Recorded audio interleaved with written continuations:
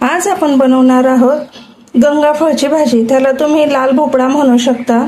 चला तर मग वेळ न करता लगेच रेसिपीला सुरुवात करूया। कढाई ठेवलेली आहे, आता आपण त्याच्यात तेल टाकून घेऊया। जिरं आणि राई टाकून घ्यायची आहे। अद्रक आणि लसूण हे ठेचलेलं, हिंग टाकून घेऊया। आता मिरच्या टाकून घ्यायच्या आहे।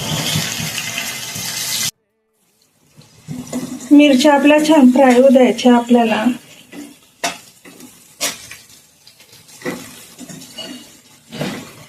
तुम्ही बघू शकता मंडळी, मिरच्या छान हे होतं आपल्या। आता यामध्ये आपल्याला भोपळा टाकून घ्यायचा आहे।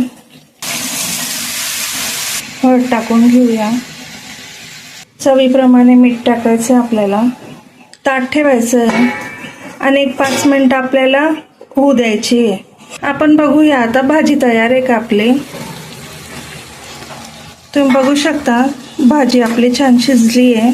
साखर टाकतोय आपण थोडीशी। आता यामध्ये आपल्याला कोथिंबीर टाकून घ्यायची छान। चला तर मग आता सर्व करून घेऊया। तुम्ही बघू शकता मंडळी, आपली भाजी छान एकदम तयार आहे। तुम्हाला जर असेच व्हिडिओ आवडत असतील एकदम सिंपल रेसिपींचे, तर माझ्या अस्सल खानदेशी मेजवानी या यूट्यूब चॅनलला सबस्क्राईब करा। व्हिडिओ आवडल्यास लाईक करा, शेअर करा आणि कमेंट करा। धन्यवाद।